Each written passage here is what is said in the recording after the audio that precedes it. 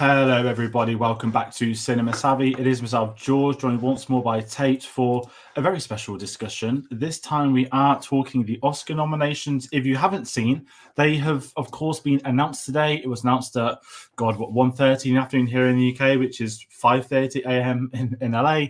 And it's been a rather chaotic day online, as they always are at this time of year. But before we start talking about the nominations, the snubs, what we're happy with, what we're not, Tate, how are we doing today? Doing very good. We are now deep into the heart of awards season, and this is the big one, shall we say? This is the one that we always build up to. This is the one that is going to end off the awards season. So the start of the end, I guess. And now we can have a look at what's been nominated, and we can start to take a little look at what we think is going to win, how this awards season is really going to take shape. Yeah, and what would you like we've done with, so we're saying the Golden Globes, what we've done with BAFTA. We have a list. We have all the nominations on a page. We're going to go through the categories for those at home. We're going to have a chat about the categories, anything that jumps out in particular, anything we think is missing, anything we're really happy to see in that category. It's just a nice discussion, and what we kind of want to go with this as well. So if you are watching it at home, you can also comment along. We do want to know what people do think of this. We know the Oscars can be seen as very elitist, so how important it is in the film calendar. I do want to get your thoughts at home, so please do comment those. If you want to find out about other videos what else we're working on, you can get us on linktree.com/cinemasavvy. That's got links to our Letterboxd, Facebook, Twitter, Instagram. If you're a fan of award season, we've got a playlist on our homepage. It's got all of our live streams we've done so far. It's got the reviews. We've done 7 of the 10 best picture films, so we've got 3 more to get up on the channel in the next couple of weeks. And then any other videos we're going to be doing throughout this award season is going to end up on this playlist, and it is something we're going to be doing a bit more often. We're not going to overfill it with films that have like 1 nomination and chuck it on there. Have a look on our channel. We've probably covered a good proportion of these throughout the year. But we've already got a couple of people in the comments. We've got Carl, we've got Martin, excellent night for Irish interest. Absolutely, we'll be talking about a certain actor at some point. But I don't know, where do we go with this? Let's just not start going through all the way straight away. Tate, put you on the spot. Yeah. Anything that jumps out first before we go through all the categories? Have I missed anything of it? Or your thoughts on the BAFTA? Sorry, that's a better way to do it, because we don't have you on the BAFTA stream. I mean, yeah, there's nothing. There's still, during award season, nothing's really standing out as like out of the ordinary, if that makes sense. And I mean, with these nominations, there are a few that stand out for omissions. There always are omissions and stuff like that. And I know with all of these categories only having 5 nominations, it's always hard to whistle them down. And we had a talk about that during previous live streams, talking about, the Golden Globes having 6 nominations and almost being a cop-out that they're not able to define it with those 5. I mean, at least with the Best Picture nominations this year, nothing's really standing out as it shouldn't be there. You could make an argument they were the 10 best films of the year. There are a few in there as well, which I'm really happy to see, and we'll go through those on the list, especially looking at the animated category and also the Best Visual Effects categories. I'm sure a lot of people are very, very happy about some of the nominations that came through there. I guess when we go through them, we'll have a chat about them. But all in all, no kind of big omissions and nothing really that majorly stand out. There's a few omissions, but I mean, they'll come when we get to them. Yeah, absolutely. And where we'll kind of go, this, as we said, people watching at home, we're going to go through the categories. I'm going to say what I do on every video. Apologies on any pronunciations in advance of names that I don't know. We're not doing a Jack Quaid, just announcing all of them. We're going to talk about the categories. Some categories we'll probably have nothing to say, not in a rude way. We tend to put those at the start because they're the ones that we maybe haven't seen anything from or follow as closely, and it doesn't have probably not the respect it deserves, but it's just one of those smaller ones at the awards season. So we'll kickstart a best live action short. 5 films: The After, Invincible, Night of Fortune, Red, White, and Blue, The Wonderful Story of Henry Sugar. There is a talking point. We have a talking point. Red, White, and Blue. I thought that was a feature-length film. I know it was on Amazon this year. I know a lot of people watched it. Sam, who's on the channel, had said to me to watch it. But one of the Wes Anderson shorts has got in there. Tate, a question I saw in a group chat for you. Would it be more embarrassing for Wes Anderson to win his first Oscar for a live short, or would it be more embarrassing for him just to not win live short? Not to disrespect it as a category, but you're a big Wes Anderson fan and I'm not, and I thought that was a really interesting thing. I feel like his best shot was with Grand Budapest, but that was a very stacked year, and he got unfortunate with the fact that it was such a good year for cinema. I feel like it would be more embarrassing if he didn't win this award, because any kind of filmmaker puts in effort into their projects and can win an award. He clearly made this film 39 minutes long so it could qualify for the category, and that's very, very clear. Was it 3 minutes under, or like 1 minute under, wasn't it? Something. It was 1 minute under the benchmark. So I'll be perfectly honest. I feel like if he did win his first Oscar this way, that would be completely fine. If he didn't win this category, that would be a little bit embarrassing, because, he's a storied, filmmaker. He's gone and made a short film, a very good short film at that. For it to then fall short and him not be the best in that category, that would be very, very interesting. I get that. Let's go best documentary short. The ABCs of Book Banning, The Barber of Little Rock, Island in Between, The Last Repair Shop, 99 and WIPO. Again, I've seen none of them. I've got no comments. I've heard none of them as well. None of them stand out to me. Yeah. Best documentary feature. We've got Bobby Wine, The People's President, The Eternal Memory, Four Daughters, To Kill a Tiger, 20 Days in Mariupol. Now, again, I haven't seen any of these. I've heard of 20 Days in Mariupol. I think that had a couple of BAFTA nominations in more than just documentary. But again, I've got nothing to add bar that, unless you might have something too. Any documentary maybe feels missing? I mean, I would have loved to have The Mission in there personally, because I thought that film was phenomenal. 20 Days in Mariupol, I've seen it on a lot of people's lists for their favorite films of the year. I think it is the favorite in the category because it's the only one that really stands out to me. I also heard that there was rumblings of it possibly getting into the best international feature. So the fact that it wasn't able to get into that category, but it has kind of featured here on that's interesting. I have heard of The Eternal Memory as well.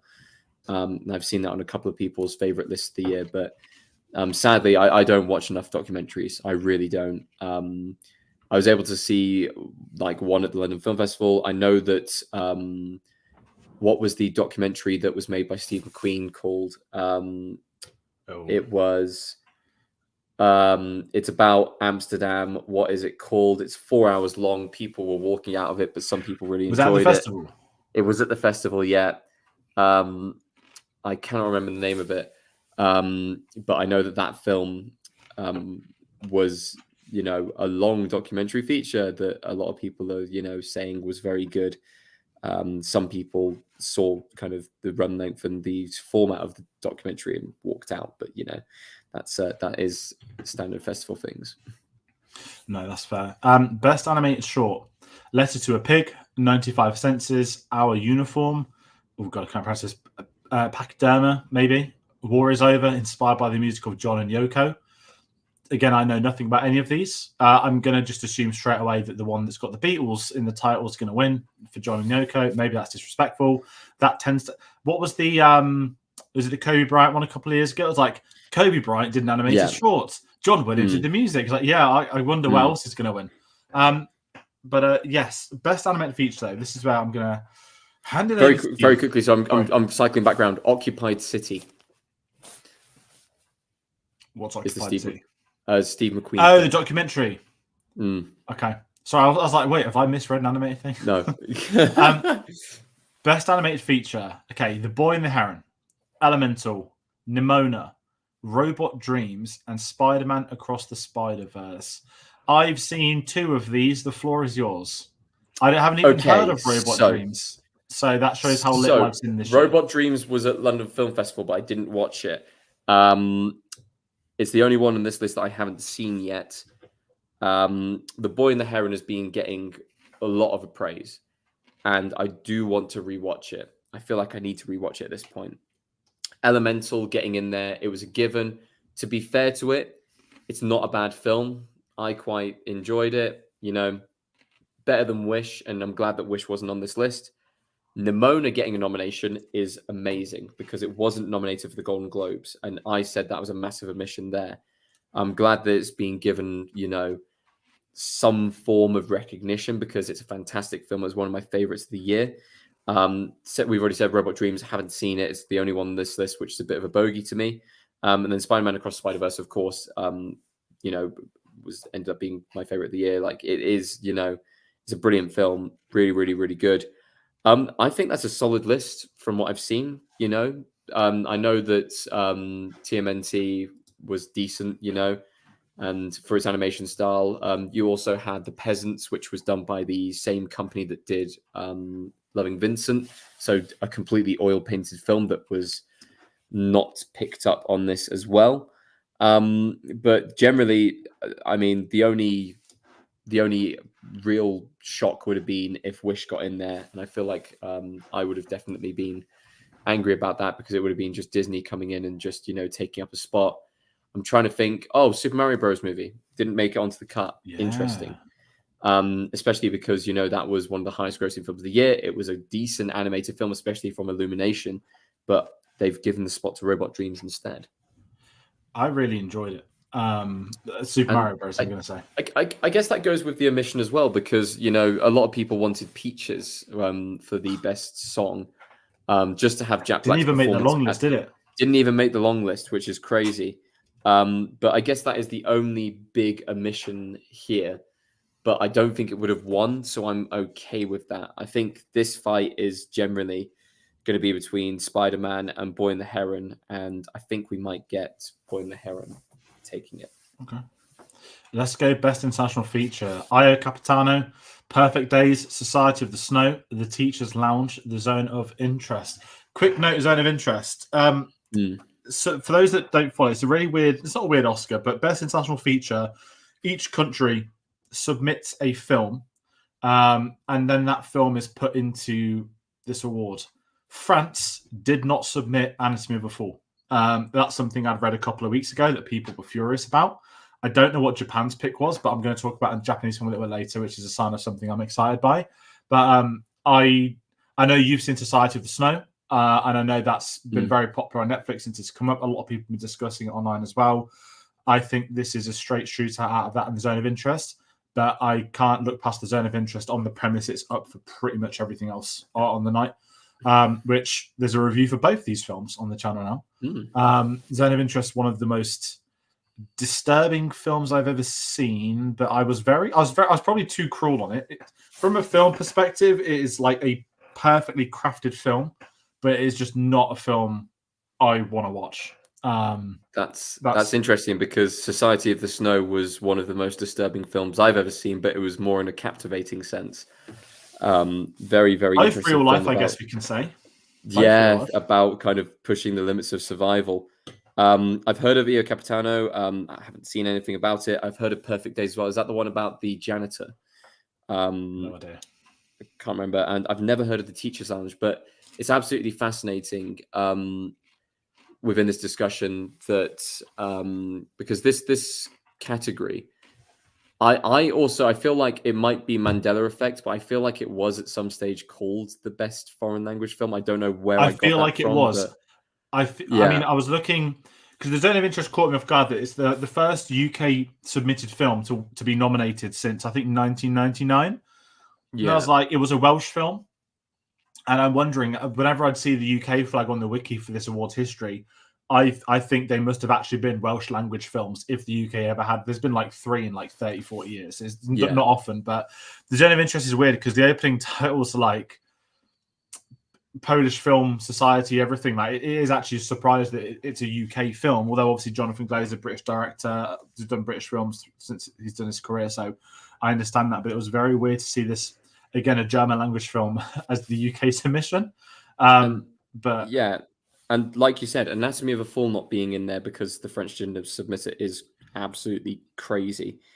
I mean, how do they pick it? This has always been my question. Like, how do BAFTA pick a film? Like, who has the authority? And I've tried to search this. This is where I went into this scope of like, what does it? Because in theory, the UK must submit a film every single year. But I was just sat there like, what?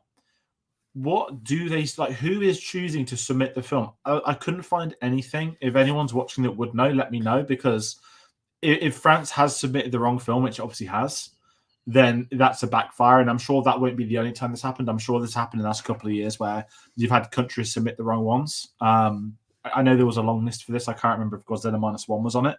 I was watching the live chat on YouTube and they started this nomination and everyone was commenting Godzilla. I was like, have I fucking missed something? Like, and it was just excited people thinking it would get nominated.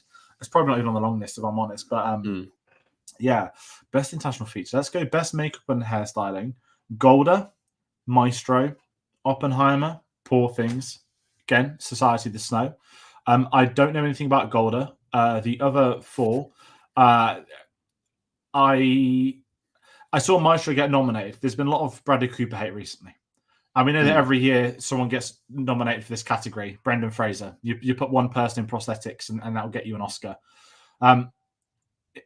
I don't want to sit here and do predictions, but like Poor Things should have this in the bag. Like it is literally, I mean, really, Barbie's missing. That wasn't on the long list. How do you not nominate? Barbie is 100% missing from this. How does it get into costume? How does it get into production design? All the elements, like a visual element in the sense of like people, characters, cast, whatever. But it doesn't get in makeup and hair. Yeah, the traditional, we put prosthetics on Willem Dafoe, we put prosthetics on A, B, and C. That's their guarantee. And I always find this to be such a strange Oscar. I'm not Society of the Snow. I know you have. I'm going to guess it's probably a bit more. It's more realism kind of hairstyling. Yeah. Like, it's like the slow decay of people who are stranded in the middle of nowhere over time and the physical toll of it. And that's what you visually see. So I guess that's kind of, that's where the makeup and hairstyling comes from. And that is very good in the film itself.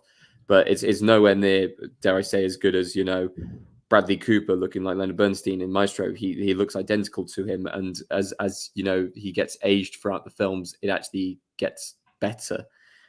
Same with, the clips that I've seen from Poor Things so far. The makeup looks crazy on it. So I fully understand that. And Oppenheimer, for the period piece that it is, it will always, get that, down. But yeah, it's an interesting category. I agree with you. I feel like I don't want to take away from the people who do the makeup and hairstyling within the industry. But I feel like this award could be kind of grouped even further past kind of hair and makeup, and it could just fall under general production design and production teams and make it into a bigger costume award. For me, really. I know it's different. Yeah. But yeah, it's a weird one. It always depends. And really, I mean, I'll always look at stuff like Guardians of the Galaxy, right? Where you're going to have hundreds of extras playing animals and like weird, like humanoid things. To me, that hair and makeup is far more impressive than we converted one actor into one historic person. And it's a really, but I know that's how the Oscars front it, that it is always that there is always whichever lead performance had that, it tends to go in tandem, unless you're the Oscar-winning Suicide Squad. I guess because it's noticeable and therefore it's more visually striking for the screen instead of the kind of subtle kind of, background work that goes into it instead. Yeah, no, I get that. I mean, let's talk best costume. We're going to stick with a couple of these similar ones. We try and group them together. Best costumes are Barbie, Killers of the Flower Moon, Napoleon, Oppenheimer, Poor Things. Sorry, I didn't mean to laugh at Napoleon. I just forgot the film. Napoleon got a nomination. There we go. 3 nominations. I know. I can't remember what the other 2 were, but 3 nominations for Napoleon. But best costume, it has to. Well, I want to say it has to be Barbie, but the more I think about Poor Things, the costume design in that film is arguably more impressive, arguably more unique. But then the fact they're releasing a book on the costumes Margot Robbie's worn on a press tour for Barbie and in the film is a statement about the costume in that film. I can't look past either of those 2, if I'm honest. No, I completely agree with you. Yeah, Barbie was visually striking. They have an entire sequence dedicated to costumes being thrown up into the air and displayed and then worn by said actors and actresses. The amount of costume changes within that film, the relevance of it, I can't see anything past it realistically myself. Obviously, you've got like Killers, Napoleon, Oppenheimer, historic biopics, incredible costume departments. But to me, again, they rightfully nominated. and they go in tandem with everything else. That when you're making historic films, it's not about nailing the costumes, but it's everything from like the fabrics to the looks to getting it right. But let's go to some more technical ones. So we've got best sound, the creator, Maestro, Mission Impossible: Dead Reckoning. They have officially called it Part 1, but as of this week, the Part 1 is no longer with us. So Paramount needs to sort themselves out there. Oppenheimer and The Zone of Interest. This is a pretty great category. I'm not going to lie. I know that the Oscars switched it. They used to have sound editing and sound design. I know they've merged it into the one now. I'm not doing predictions. I love the fact creators had some recognition. I know that blockbusters tend to do well in sound, like Mission Impossible's there, but I can't look past Oppenheimer on The Zone of Interest for actual like editing, for the design, for the weaving it in and out. Those two films jump out above anything else. I could only say that, you know, sound coming from the film that's about music could also have a shout in there, you know? Yeah, I mean, it's actually a decent list for the category from what I've seen so far. I'm intrigued to now see what the kind of sound design is on Zone of Interest. It's not something I think people would have like heard before, like traditionally on films. There's a scene in. Did you watch Nope? You know the scene, the bit that makes me want to throw up, the when the Stephen Yun's getting eaten with everyone and they're at the windpipe.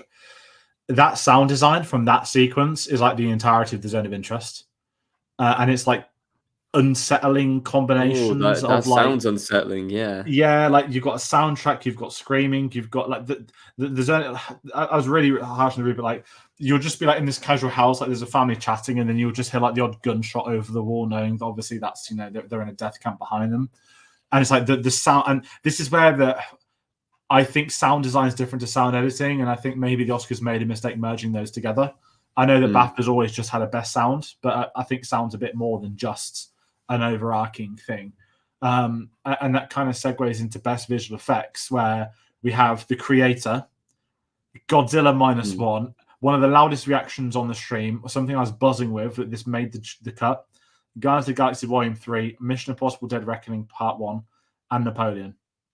Okay, there's only two potential winners for this. And I think it has. I mean, I want it to be Godzilla, but I think it has to be the creator.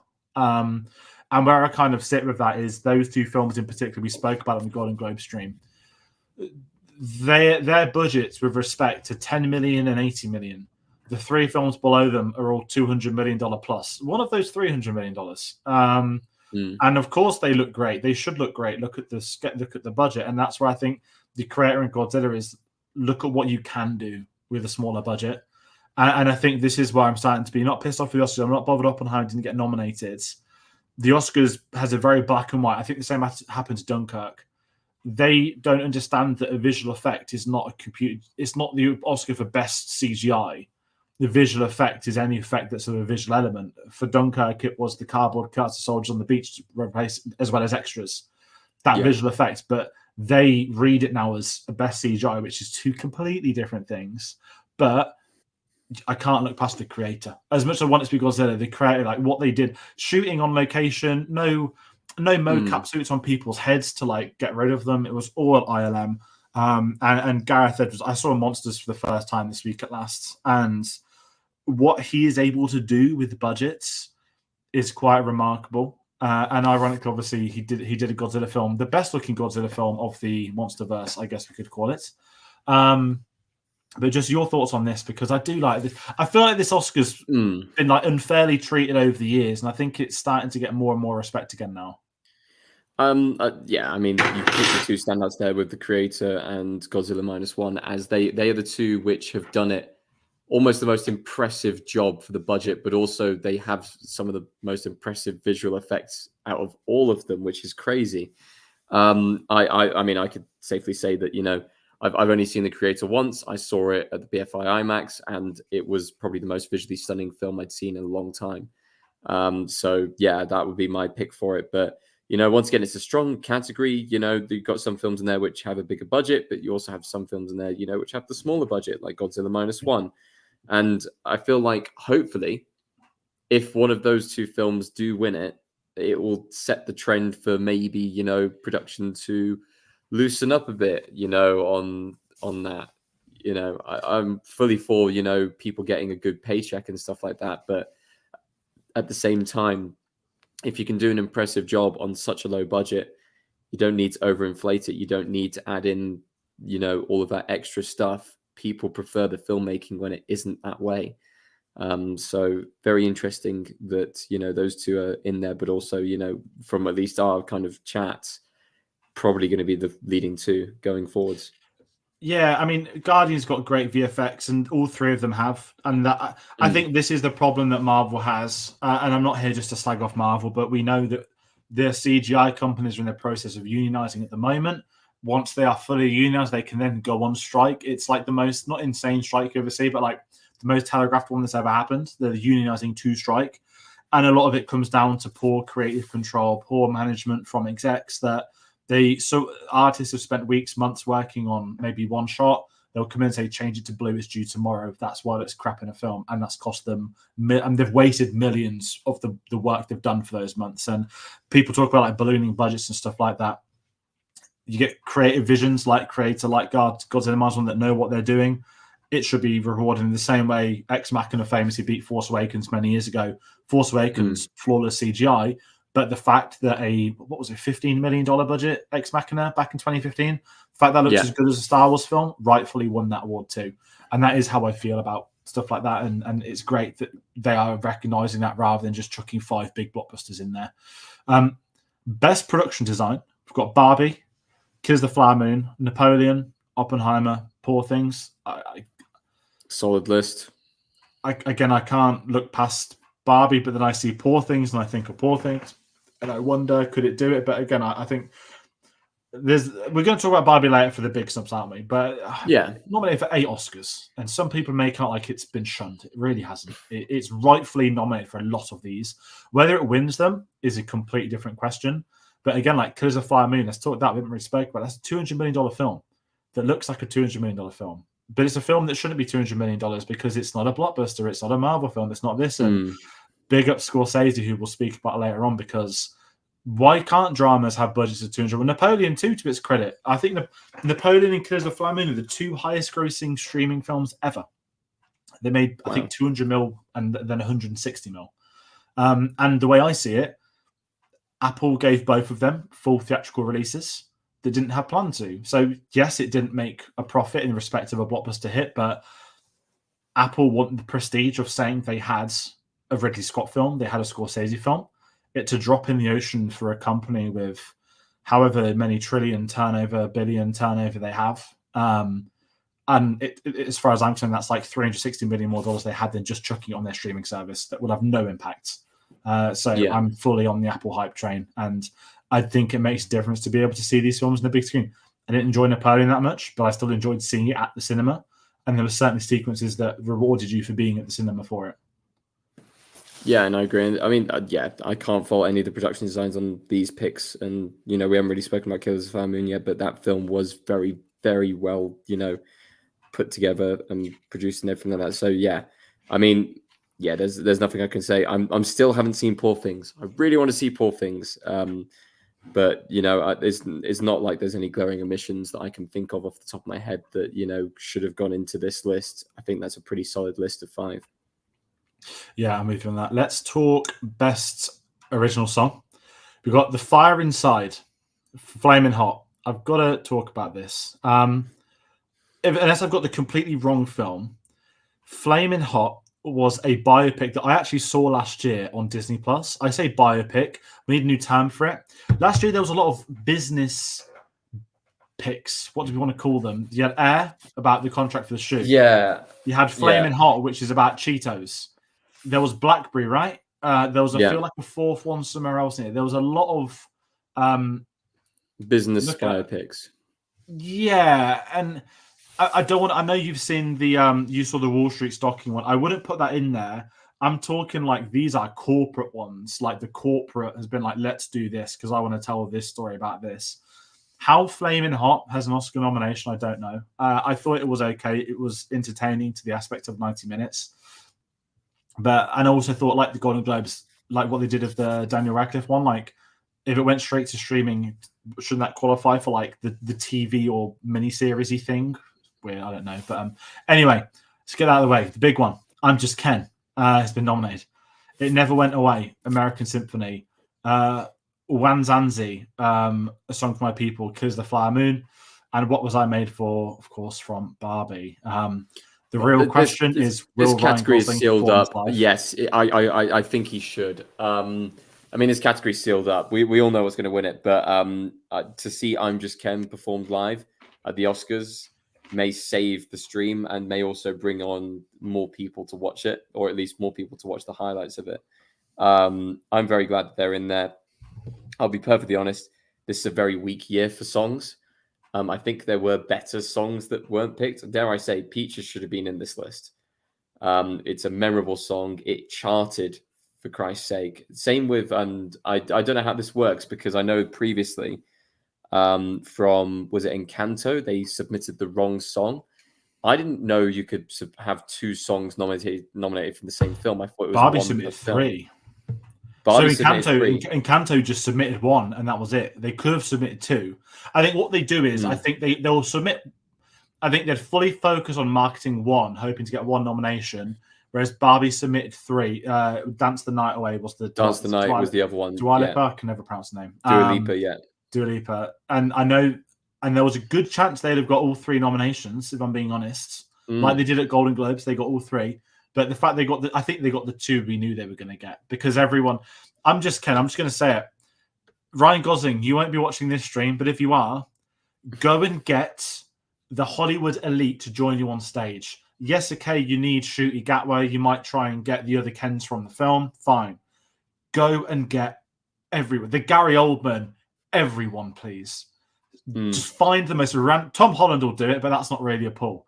Go and try and get Downey Jr. Just get everyone together to try and sing I'm Just Ken, because that is the potential to be one of the greatest Oscar moments in history. Yes, if he wants it to be, if he wants to perform it live. I really hope he does. I mean, they do. It's a tradition to perform the songs live, isn't it? Yeah. So, I mean, last year Gaga, with 1 day's notice, didn't she? She flew from the Joker set to LA to do Top Gun, and then literally flew back straight away the next day, because even she kind of knew you kind of have. If the other 4 are all there, and number 5, you're kind of going to have to go. But I just think... very interesting that the song from Wish wasn't in there, because I thought Disney songs were just a guarantee that you would get in. Very interesting. Apart from that, nothing is really standing out. Like there wasn't any like big musicals this year or anything like that. Like it's it's really kind of, blockbuster songs don't really kind of exist anymore, if that makes sense. So I mean, this award's kind of taken or has been taken away by Bond songs in recent years, or animated film songs and stuff like that go with it. But songs don't really attach themselves to films anymore. Barbie's the exception from this year, with 3 songs that stood out. I mean, very, very interesting. Yeah, no, I agree with that. Let's stick with the music. Let's talk best original score, because there's going to be one. I don't think it's controversial once you realize who it is. American Fiction, Indiana Jones and the Dial of Destiny, Killers of the Flower Moon, Oppenheimer, Poor Things. Elephant in the Room, Indiana Jones. It's the John Williams Awards. It's got a great soundtrack. It's John Williams. It was meant to be his retirement film. 54 nominations in his life. 54 best original, just Oscar nominations. I believe it's the second highest in history after Walt Disney. I just have no issue with anytime John Williams wants to be nominated, he can. I don't mind. The problem is I have one massive glaring omission, which is there is no Spider-Man Across the Spider-Verse. Daniel Pemberton's score, I was gutted, was not here. It was at the BAFTAs, it was the Golden Globes, it's been everywhere. I love the Killers of the Flower Moon score. I love the Oppenheimer score. I love the Poor Things score. I haven't seen / listened to American Fiction, so I cannot comment on that. But I think it's a real shame Spider-Man has missed out. Maybe I'm a hypocrite because of what I just said about John Williams, but especially now he said he's not necessarily retired now.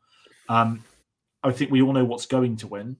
But again, I'm excited. I'm kind of good. Cinema did a screening of American Fiction last night, and I missed it. And it leaked it was going to be that about 3 weeks ago when they announced it, because they put the cast on for the secret screening. So I mean, from my end, I was going to say another glaring omission, or at least people are talking about it online, is Boy and the Heron. Not picking up a nomination here for their score. I mean, this category sealed up, right? It's got to be, Ludwig Göransson. Has to be. I think he's in his 30s. It'll be his second Oscar. Considering Hans Zimmer's only just got his second one 2 years ago. I mean, maybe this time next year he'll get another one for Dune. Who knows? But it's listen, I'm on the Oppenheimer hype train, right? I think he won the Oscar the moment. Can you? Oh, God, got the song. That's embarrassing. Basically, the main Oppenheimer theme. Can you hear the music? I don't want to embarrass myself, but 46 tempo changes in a 90-second song performed live that was not edited, that was not done in post. I believe Ludwig Göransson's wife was the violinist that did that. There's the Oscar win, and it's gonna be this year's All Quiet on the Western Front Boam noise thing. We're just going to hear that every couple of minutes on the Oscars night. But again, can't complain with best score. Best editing, we've got Anatomy of a Fall, The Holdovers, Killers of the Flower Moon, Oppenheimer, Poor Things. Massive shout out to Killers of the Flower Moon. Thelma becomes, I believe, the most nominated editor in Oscar history. Obviously, she's worked with Scorsese for decades at this point in time. I think, again, I've not seen Anatomy of a Fall yet. I know you've seen all of these, but Poor Things, it's a pretty great category. I mean, I would say this because I've been saying this a lot. I think this is one of the strongest Oscar years since I've been watching it, in about 10, 12 years. One of the strongest years already. What's really interesting is those 5 are probably the top 5 films for the Oscars, and they're all in one category. You can make an argument that Anatomy of the Fall could win it. You can make an argument that Holdovers could win it. You can make an argument that Killers of the Flower Moon could win it. You can make an argument that Oppenheimer could win it. You can make an argument that Poor Things. General consensus is those are the 5 films. Those are the best 5 films of the year. If it was a 5-film category instead of a 10-film category, it would probably be those 5. So to have those together in editing, I guess this is the year of the editing. And from the films I've seen so far, they are very, very well edited together. So yeah, I think if I've read it right today, I believe that the best film winner is always nominated for best editing. And I think you kind of nailed it. That these are probably. I mean, I know. Was it 2 years ago? It began that rather than minimum 5, max 10. Now it's a bog standard 10 films every year, which I'm fine with. But I think these 5 are probably on paper the big 5. That are going to be. I think we're all 4 of those 5 were at BAFTA. I think, Killers of the Flower Moon. No, Killers of the Flower Moon did get best film nomination at BAFTA. Ignore me. I think that is the BAFTA 5 as well, maybe. But it's pretty stacked. Then we've got best cinematography. We've got El Conde, Killers of the Flower Moon, Maestro, Oppenheimer, Poor Things. I can't look past Oppenheimer. Again, I've seen 4 of these. It's interesting that I think any other year, Poor Things is probably going to dominate the entirety of the awards, but I actually think this year is pretty tough to call. I'd say the same thing for Oppenheimer. I'd say the same thing for Killers of the Flower Moon. Again, I've not seen Anatomy before yet, but Poor Things, Oppenheimer, Killers, I believe, are the 3 most nominated films this year, and I think there's good reason to. Well, the one film that you haven't seen on that list, El Conde, is a delightful little black and white vampire gothic kind of film with great cinematography.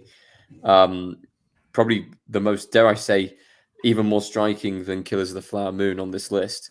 But yeah, I mean, the cinematography I've seen from those films so far, even from the trailer of Poor Things, I get a general idea of what it's going to be like. It's going to be very kooky with its filmmaking style and, with its visual elements and everything like that. Yeah, it's an interesting list.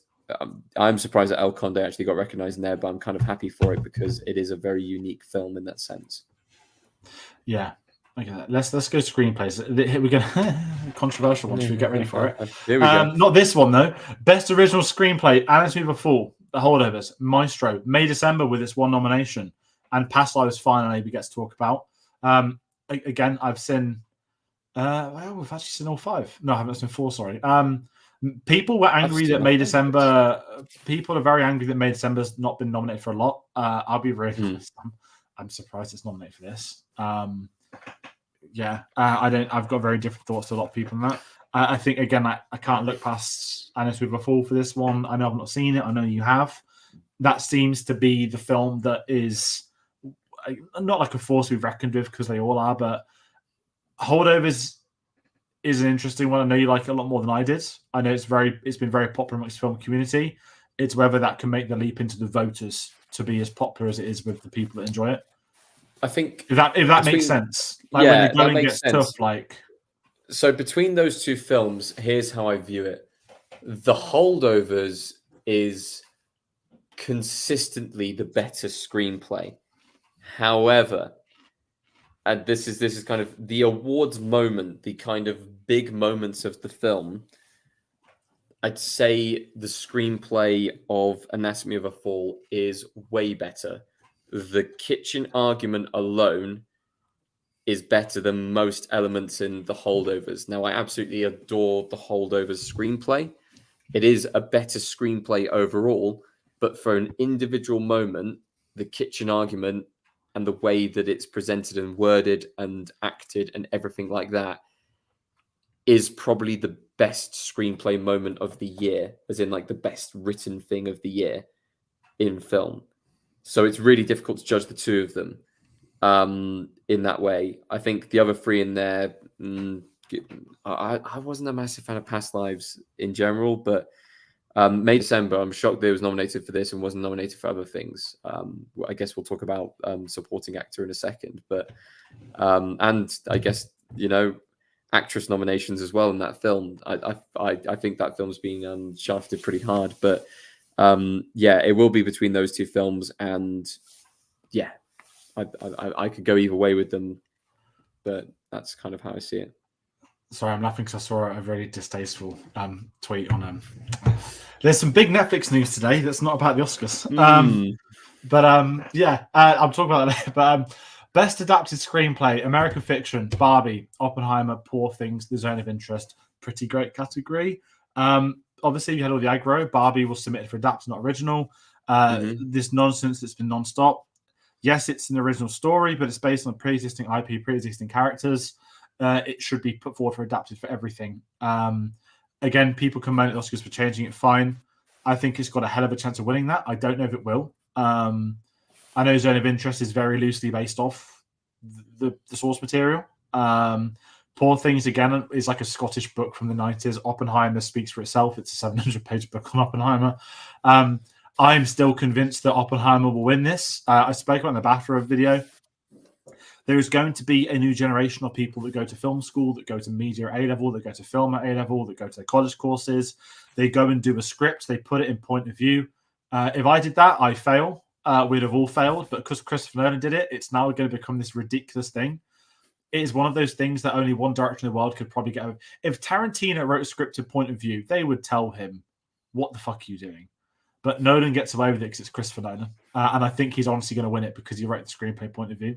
No problem if he doesn't win it. But I'm just dreaming that he could be like a 3-time Oscar winner on the night. I think he's won it as well. I think Barbie's probably got the best of a shout of all of them.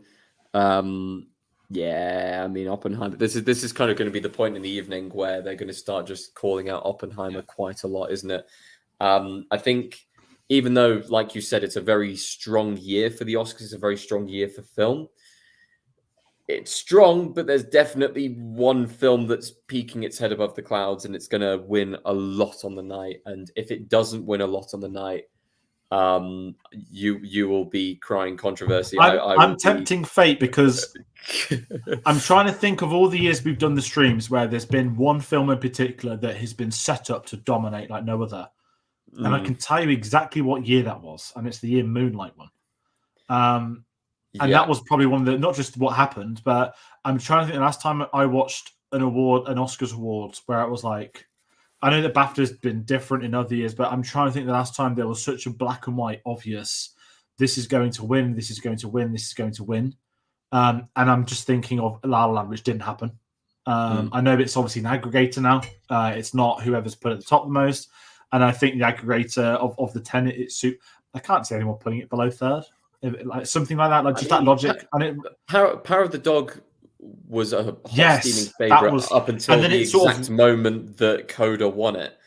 I'd say the sort of week or two before the week or two before Coda won, it started that momentum, didn't it? That swing just happened in between BAFTA and the Oscars. If there's going to be any film that does that this year, Anatomy of the Fall has the potential to do it. Or would it be something like Barbie in an aggregator that's a completely different film? I would love for it to be the Holdovers that does it, but I just feel like I know what you mean. Of a Fall is more think likely. It has to be like a Coda. I mean, everything last year, right? We thought the momentum that took and ran with is not something I've seen in a war season, but that was still like, are they actually going to let it win best film? That was still the question. I'm glad you brought Coda. Nomadland was just winning everywhere. But that was the COVID year when it was like, this, didn't even give best film last for obvious reasons. I mean, I know we're not talking about previous Oscar years, but I still feel like Nomadland is one of the weakest Best Picture winning films of recent times. It was a tricky year. What came out? Tenet? Nothing came out. Exactly. And it kind of worked for COVID. It kind of worked for COVID. Do you know what? People will always remember the winners. That year, no one remembers any other film. At least with Coda's year, you could name a couple. Promising Young Woman, I think. Sound of Metal, was that year? Yeah, it was. The problem with Promising Young Woman is that now everyone's going to talk about Saltburn when they talk about Emerald Fennell. I'm like, no, she made a much better film a couple of years ago. Also starring Carey Mulligan. Yes. But no Saltburn nominations at all today. Absolutely zero Saltburn. Where's the screenplay nomination? Oh god! But let's talk some actors. Best Supporting Actress: Emily Blunt, Oppenheimer; Danielle Brooks, The Color Purple; America Ferrera, Barbie; Jodie Foster, Nyad. I'm laughing because we'll get into Nyad. Davine Joy Randolph, The Holdovers. Listen, Davine Joy Randolph is winning this. She's won it. It's I think it's the only award that is actually just straight up confirmed already. Like, it's the only category where there's not even like I know we will always do our predictions. Our first choice is going to be Davine Joy Randolph, and then past that, we're just going to be like, to throw any name on there, it's won already. And I think this is where I'm not saying, there's a chance for Emily Blunt. I love Emily Blunt in that film. She's got, I think, actually one of the most powerful scenes in Oppenheimer is actually the Emily Blunt scene at the end, if I'm honest. But I don't want to call it a weak category. It's not, when you've got such a standout winner already. And like Nyad, let's talk Nyad because it's up for Best Actress as well. I know this was at the festival. I know they screened it once. I was like, oh, look, a swimming film. Obviously, I didn't watch it because I watched nothing. But this has been the film that's been the laughing stock on mine. Nyad's 2 nominations. We'll get into Best Actress separately, but the Nyad nominations have been routinely mocked. I've not seen The Color Purple. There's an unlimited screening of it tonight, which I couldn't go to for other reasons, this and others. And also The Color Purple, I still can't wrap my head around that it's a musical now, given I know what the original was about. But yeah, to enjoy that. I'm happy America Ferrera has been nominated. I watched Ugly Betty when I was growing up. I really like her as an actress. She has a great scene in Barbie. But again, I can't sit here and say there's a really blatantly obvious supporting actress missing, which makes me think it is slightly weak somewhat, or there hasn't been, or it's such a dead category in respect of us knowing who's won it, that there's no conversation to be had about who has missed out. I'm probably missing a name somewhere. I'm definitely seeing May December getting no nomination. And on Reese's behalf, Sandra Huller not being nominated for Anatomy of a Fall because she did get the double nomination at BAFTA. But she would be leading actress, surely. She was put her in supporting. I don't. So she's lead for zone. So everywhere submitted for lead for Zone of Interest and supporting for Anatomy of the Fall. I don't get that because in Anatomy of the Fall, she is the lead character in that film. It's all based around her perspective and her retelling of events. That's an interesting one. Maybe she didn't get nominated here because people saw her too much as a lead actress. as she is the lead actress of that film. Yeah, there's nothing really that kind of in my head stands out outside of those few. I'm a little bit shocked that May December didn't get a nomination for Julianne Moore here. Okay.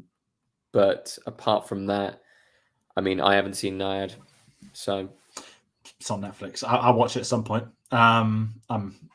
Listen, if someone says watch the Jodie Foster thing, I'm going to go for the new series of True Detective because apparently Chris Eccleston's in it, which I didn't realize either. But best supporting actor, first nomination of the stream, first name, people were whooping, cheering. Sterling K. Brown from American Fiction. That was the moment I think people realized that these aren't going to be as black and white obvious as we thought. Robert De Niro, Killers of Flower Moon. Delighted of that because I thought he would miss out. Robert Downey Jr., Oppenheimer, Ryan Gosling, Barbie, naturally, and Country Mile, something I'm so delighted to see, Mark Ruffalo and Poor Things. Willem Dafoe, people say, has been robbed of this. I thought Mark Ruffalo was much better than Willem Dafoe in Poor Things. I don't think they both should have been nominated. Ruffalo in that is absolutely sensational. He almost, in the same way, and there's a lot of, I spoke about it in the video, there's going to be some unfair comparisons of Barbie and Poor Things, and as time's gone by, the comparisons are drawing up more to a point. Mark Ruffalo is almost the Ryan Gosling of that film, that he is so outrageously excellent that it's not just comedic relief with him, it's a fantastic performance within the comedic relief. I'm so happy that he's got the recognition. He was apparently really nervous on set. He didn't like the character he was playing. He thought they were going to replace him with Oscar Isaac, which is wild. And Oscar Isaac turned up to the set as a joke once, as a prank they pulled on him. That would have just been batshit insane for Matt Ruffalo to witness. But I love that he's snuck in there. Listen, we all know RDJ's winning it. It's his career Oscar, rightfully given his career Oscar. I love him in Oppenheimer. And you just know that that'll be one of the loudest cheers of the night, won't you? Like everyone, they might as well do that first on the night. Get RDJ up on stage, set the tone. They do the supporting actors and actresses quite early on, don't they? Yeah, get some going. But I think it's a safe one, right? I mean, it's impossible. I mean, the Critics' Choice, I think, is like an irrelevant ceremony. He went up on stage, won it, and just read out terrible reviews of him when he was younger. And like he didn't even do it in a malicious way. It's because he's just naturally got charisma. What do the kids call these days? Riz, don't they? Like RDJ has that. And you just know that he's going to deliver a fantastic speech on the night. And yeah, let's get the Oscar warmed up. Once again, glaring omission of Charles Melton in this category. Yes, that's the one people a lot of people putting hype behind him. A lot of people saying he could win it or at least compete with RDJ. And he's not even nominated here. That's fascinating. RDJ is winning it from this bunch. I mean, as much as I love Ryan Gosling's performance in Barbie, and I think it's a fantastic performance, when I think of Ryan Gosling, I don't think of him as Ken. I think of him in other films. Do you not? No, I don't. It's hard for me not to see Ken. There's so many different Ryan Goslings, though, isn't there? Like Blade Runner. I was going to say Blade Runner. I mean, I still see him in La La Land, but there you go. So he's had so many different roles in his career. People could see him as the driver. People could see him in Place Beyond the Pines. There's so many. It's the meme. He's literally me, isn't it? It's the meme. Literally. Yeah. But yeah, I don't see anyone taking our DJ here. I think he's got it. No. Best actor: Bradley Cooper, Maestro; Coleman Domingo, Rustin; Paul Giamatti, Holdovers; Cillian Murphy, Oppenheimer; Jeff Wright, American Fiction. I think these are these the five everyone expected? Yes, I think they are. Were the five everyone expected? Yeah. The only one who's missing is Leo, I guess. I think, yeah. I'm in this mindset with Leo where I think he's fantastic in Killers, the Flower Moon, but I don't think it's his film. And that's wild to say because it's a Leo film. And the alternate universe, which Leo would have played the character that Jesse Plemons played, I think would have been a really intriguing prospect. Not saying anything bad about Jesse Plemons, absolutely adore him. But I wonder, because we'll talk about Killers of the Flower Moon in a minute, but I've not seen Rustin, I've not seen American Fiction. I do believe this is a two-horse race, isn't it? It's Paul Giamatti versus Cillian Murphy. Yeah, it's the comedy versus the serious role. I'm still in that mindset, and I'm not assuming it sweeps. If Oppenheimer were to hypothetically sweep but not take Best Actor, I think that'd be incredibly disappointing. Again, I just don't know. It still feels too early to call. I think Cillian's nailed on for the BAFTA because it's British, isn't it? Or Irish. But it's almost, with BAFTA, his connection to it. which makes, I think, the Oscars race slightly more interesting. That I think the Oscars is more open than the BAFTAs is for Best Actor. Yeah, and I wouldn't be too upset if Giamatti won the award because I really loved his performance in Holdovers. He's great in it. He is fantastic in it.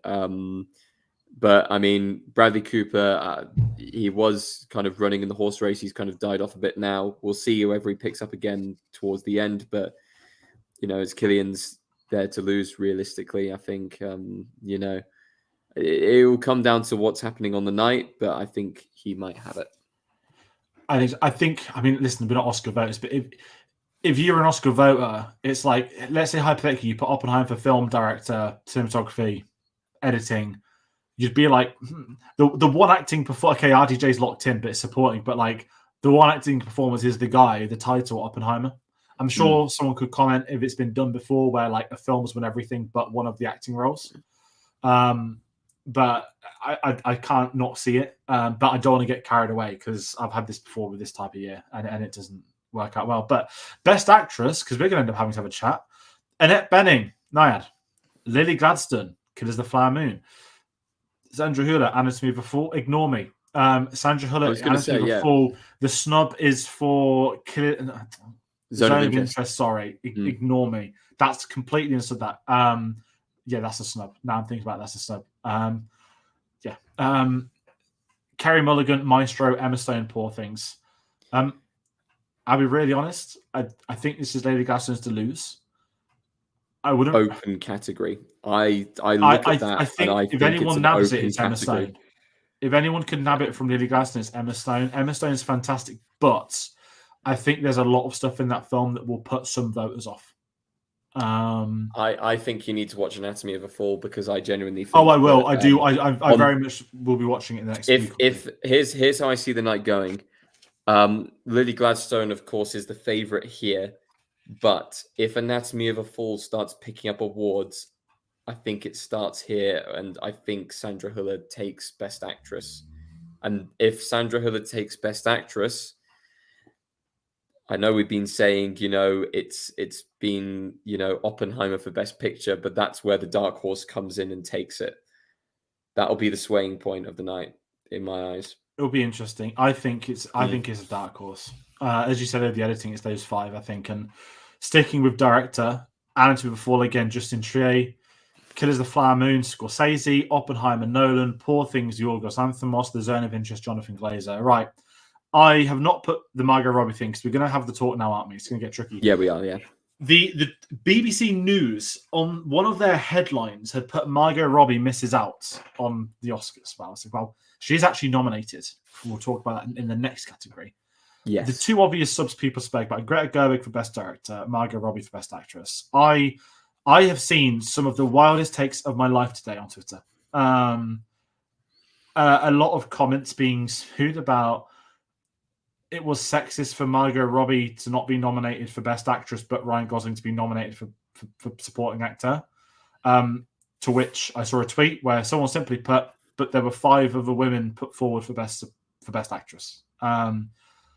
I'm trying to play it nice because I can't be asked with Twitter. There's a lot of stuff that people kick off about. It's a bubble. People can't get outside of it. But Naiad is being mocked routinely by everyone. Everyone. I think the omission for Best Actress on the hypothetical, if I watch Naiad and it's crap and the performances are crap, I say where's Greta Lee from Past Lives, who I think was much better than Margot Robbie was in Barbie. I know you didn't like Past Lives as much as I did. But I thought Greta Lee would be in this. I've seen, again, 3 of the 5. It's unfair for me to jump in. I do not think Margot Robbie or Greta Lee is better than Emma Stone or Lily Gladstone. I'd say she's certainly Greta Lee's better than Carey Mulligan in Maestro, but Carey Mulligan I think is the best thing in Maestro. It's a really tricky one that I've not seen all 5, but the overreaction, and I know there's a lot of people that follow film that are upset and are angry. All I say is not that they'll be watching. Tell me who you take out to put Margot Robbie in for, and if it is all Annette Bening, I get it. When I watch Naiad, I'll get it. Best Director, on the other hand, I'm sorry. I've seen 4 of this 5. I do not move any of them for Greta Gerwig. Greta Gerwig is a fantastic director. She directed one of the best films of last year. Her direction was one of the best of last year. She's did not direct. The direction was not better than the 4 I've seen in director. Now you've seen Anity before. You've seen 3 out of those 5, and I'd imagine you'll be saying the same thing. You wouldn't drop one of those 3 for I that wouldn't. 2. I wouldn't drop a single one of those 3. Not a chance. And this is where I'm kind of going. It's a strong year. Yeah, It's a really fucking strong year this year, more than any others. And I again just ask, who do you take out to put her in for director? She has a screenplay nomination. I know it's different, but in my head, it's something I'm not struggling with online. You called the Oscars sexist. I know that we know that they're sexist, but in the case of Best Director this year, I do not think they have been. I will need to watch the final film to confirm that. I think it's very unfortunate she's probably 6th on the director list. Margot Robbie is probably 6th on the actress list. The question that I saw raised, which is much interesting, is with the Oscars now at 10 nominees for Best Film, at what point do they extend actor, actress, director to 6 like BAFTA? Which I think is a much better question. I feel like they go to 7. Just in general, they'd 6 or 8. I hate odd numbers, but 8 would be too many. 6 is maybe too few. They got 5 right now. That's an odd number. Honestly, number 6. I mean, Annette Bening.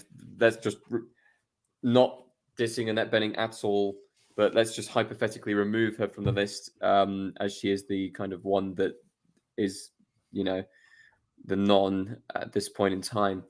I would actually put Natalie Portman from May December as my next one down. Her mimicry in that performance and being able to pick up on the tiniest little details and basically copy, Julianne Moore in her performance throughout the film. Yeah, sure, there are parts of the film which are campy and cheesy, but that's kind of the whole point of the film. It is like a soap opera drama of a film, but I think Natalie Portman does a brilliant job acting and copying and mimicking the accents, the body movements, the subtle cues, everything in that film. I think she's fantastic, and she would be my next spot before Margot Robbie goes in to that acting performance. That's right. And listen, it's nothing against Margot Robbie. She is a fantastic performance in the film. I just do not think it.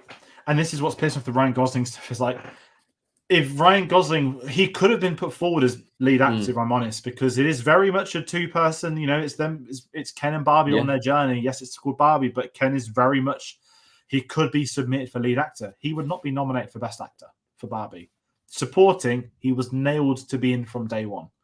And this is where I'm very surprised at the reaction of people that know film, how they've reacted to this. I'm not surprised whether people who watch 3 films a year are like, oh my God, what? Because they won't know of most of these films. But and it's nothing against the popularity of Barbie. As I said, it's 6th in my films of the year last year. 6th or 5th. It's high. I think it was 5th actually. But I can't.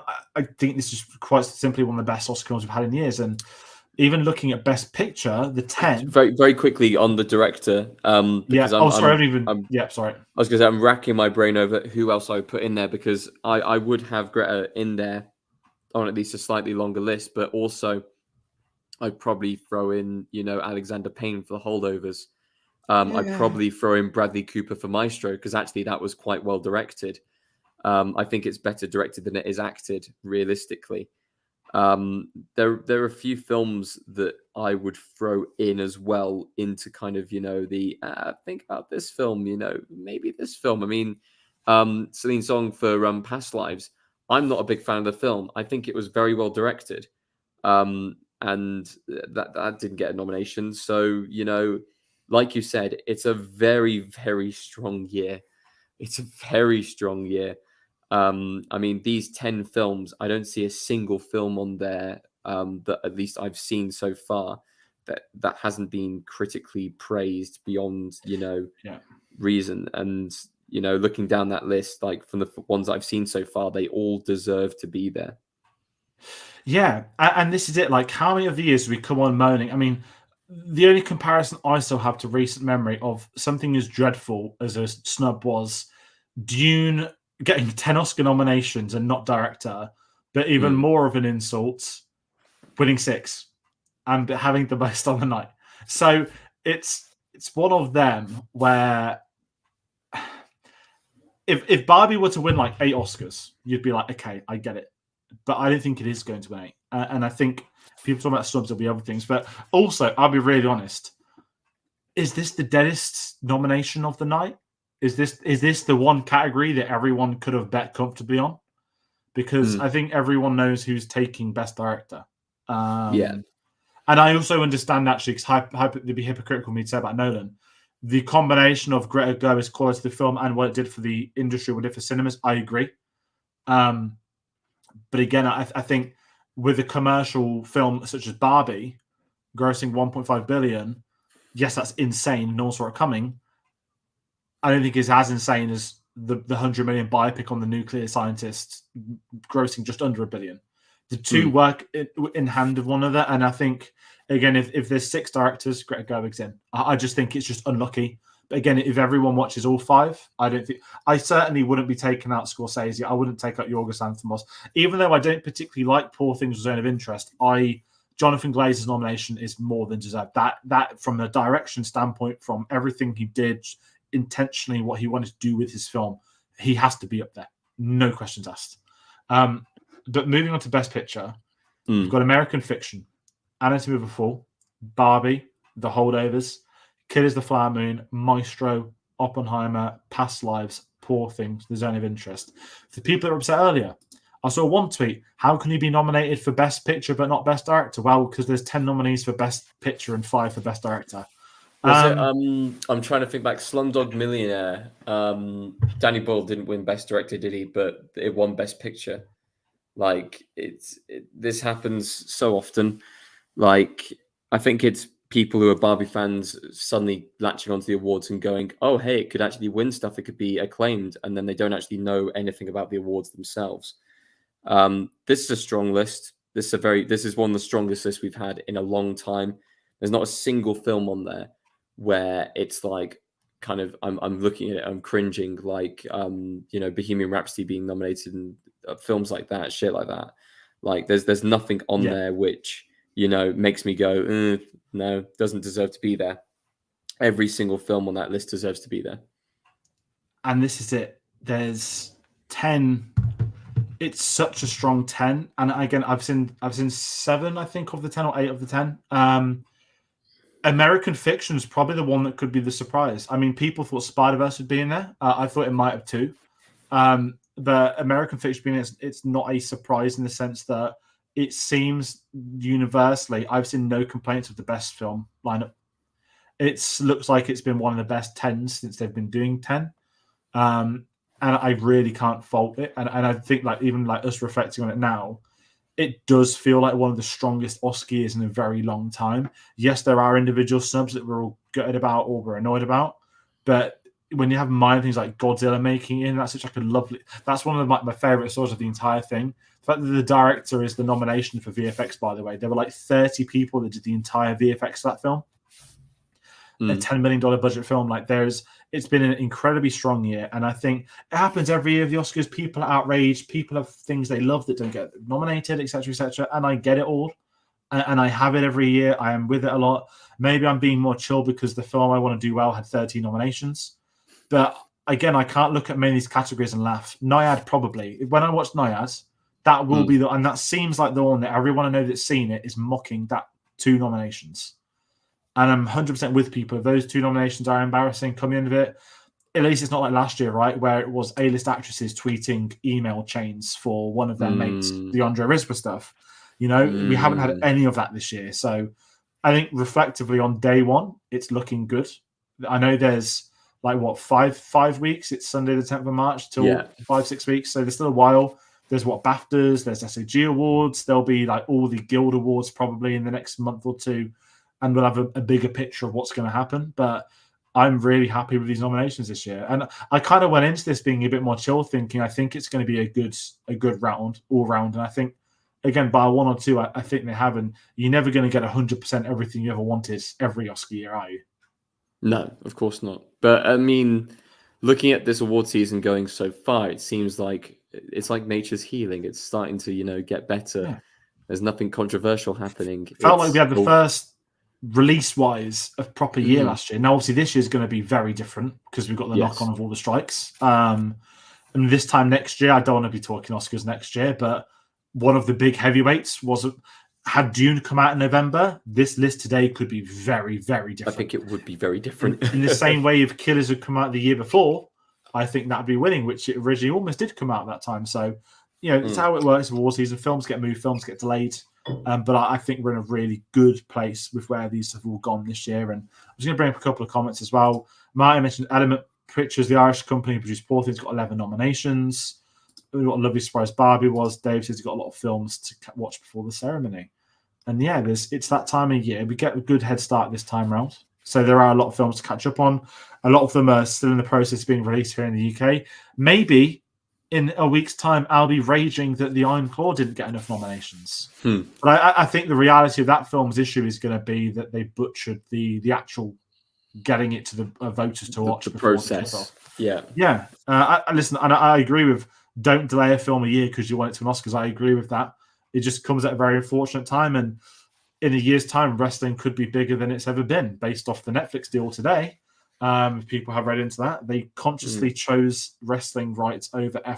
If you want to talk about the decline of F1, look no further. And I like both F1 and wrestling.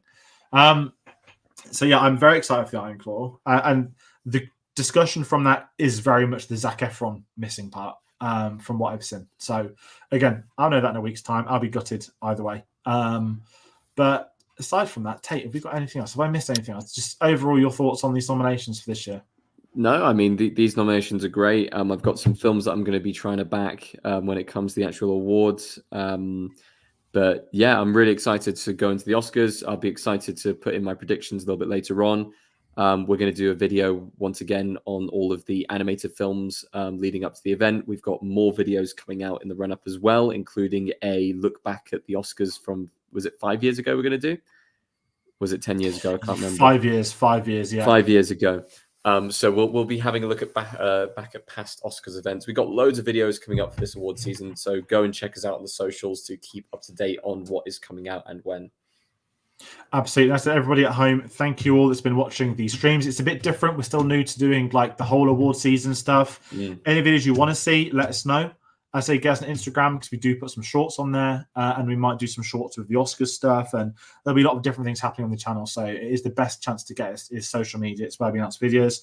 What else is coming up? I keep talking about the Iron Claw. I'll do a review as soon as I've seen the film, probably next Tuesday, Wednesday. But tomorrow, Masters of the Air review comes out on the channel at 2 p.m. There's a lot of thirsty Austin Butler tweets that have been on my feed this week. We had bookmarks. I've never had that before on a tweet saying there's going to be a review out on Wednesday. So Master of the Air review is going to be out tomorrow, complete spoiler-free, 2 p.m. GMT. I feel like there's other films coming out. We mentioned it's award season. American Fiction comes out next Friday here in the UK. The Colour Purple is out this Friday here.